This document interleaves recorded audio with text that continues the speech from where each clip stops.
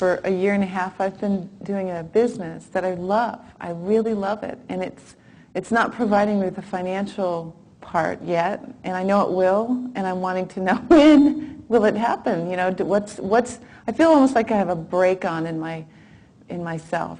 Well, that happens sometimes. Remember that the universe is responding to you in response to your feeling. Mm-hmm. And so sometimes when things dovetail with a subject like dollars, a subject that you and almost everybody else has pretty well practiced the feeling of not enoughness around, what happens is things can go very well. It's as you say, I'm having a good time, things are expanding, I'm getting many new ideas, I'm feeling lots of energy flowing, but the dollars just aren't rolling in the way that I'd like. And we say it's usually because you've practiced for a while the feeling of not enough dollars. And so you really have to begin to imagine more dollars or get off the subject altogether. We want to be clear about that. You see, you do not have to launch an intention and then hold doggedly to that thought and only that thought in order for the universe to bring it in. It's not like casting out there with your great line and hooking onto this fish of something that you want and then having to keep tension on it in every moment or it will shake off and get away from you. It isn't like that at all. It is that once you have launched your intention, the universe is yielding it to you, and unless you are offering a vibration that opposes it, it is going to come into your experience. So as you are moving through your experience and the idea of something that you want is born within you, you don't have to singularly think about that in order until it comes about. You can launch an idea and never think about it again, and the universe will yield it to you, because if you have gathered enough contrast to give birth to the desire, it is yours. In other words, and there's enough energy to bring it to you. But what often happens with people is that they have this contrasting experience which launches the desire. The non-physical energy is answering it, and so the desire is being answered, but then they're noticing, oh, it isn't happening, or it's not coming, or they are offering thoughts that are in opposition to it which keep holding it apart. So it's like the donkey and the carrot. Every step you take forward, the carrot takes a step forward too. And so the way you close the gap between the two is by releasing any thought that contradicts it. Mm-hmm. Well, if it is a subject that you don't think about much, then it is conceivable that you could launch it and just leave the idea alone, and it would show up in your experience, and you would say, oh, I have this vague recollection of saying I wanted that, and look, here it is. Mm-hmm. But when it is a subject like dollars that play into your experience on so many levels, so many times in a day, it is not likely that you're not going to have thoughts around that subject. In other words, what we're saying is not likely that you're going to leave that subject alone. And so when there is a subject that has to do with something that you want, and it's not likely that you can just not think about the subject, then it is really worth working to bridge your belief about it, working to shift your vibration about it. And the way you do that is just by sort of taking the bull by the horns and talking about the subject with the deliberate intent of bringing yourself to a place of feeling better about it. So does that mean I have to, with the 5 kids, it's hard I don't want to work really hard at anything active, physical life. So well, you see, do you hear what you keep doing here?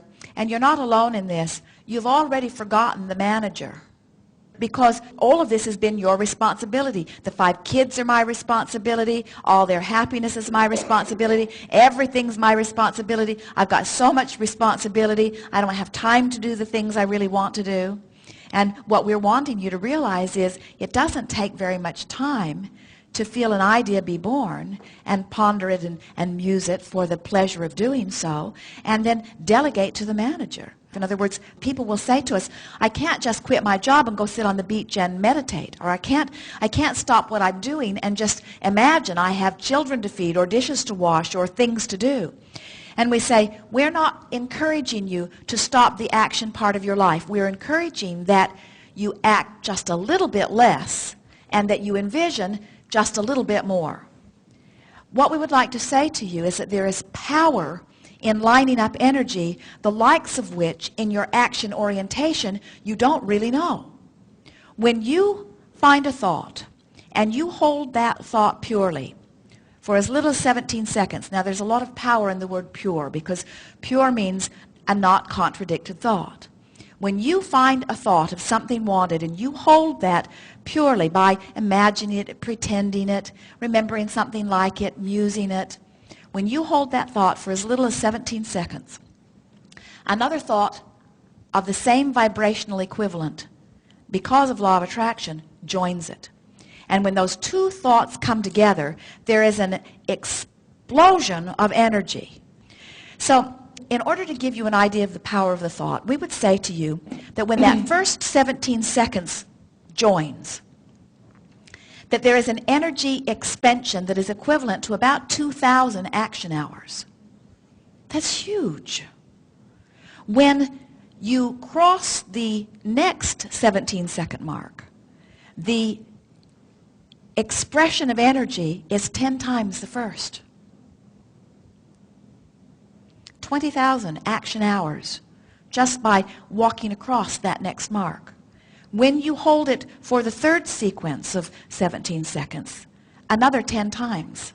Each time there is another 17 seconds of non-contradiction. The thought catapults into a whole new level, so that 68 seconds of pure thought has huge action consequences. You see, that's why we say one who's connected to Source is many, many, many times more powerful than one who is not, because there is no self-defeating that is going on, you see. Did we get to the heart of it? I think that's good. Thank you. Be playful about it all. I want to give you one more thing here. Sometimes our friends will come to a gathering like this and they will say, well, here I stand, while this is where I would rather stand. And then they say, oh, and Abraham has given us a process so that we can get from here to over here. I'm going to offer this visualization to get from here to over here. And what happens is, as you are offering any process to get from here to here, what happens is you're vibrating in both places. So you can't move from where you are. Nothing changes for you. So you can make much faster progress if you say, I'm offering this visualization not to get from here to over here, but I'm offering this visualization for the pleasure of the visualization. When you go to a movie, you don't say to your friends, I'm going to this movie because it's about things I want to live, and I think if I go watch the movie, I'll vibrate like the movie is vibrating, and then the universe will yield to me. Although that's not a bad way of approaching a movie. But you don't go to the movie with that intention. You go to the movie for the entertainment. You go to the movie for the distraction. And that's the way we want you to begin going to the visualization. Don't visualize to make something happen. Visualize for the pleasure of visualizing. So I just have to have a good time. You're just wanting to use any excuse in the world to let it in, to let it in, to let it in. The universe knows what you want. You just got to let it in. Thank you. Indeed.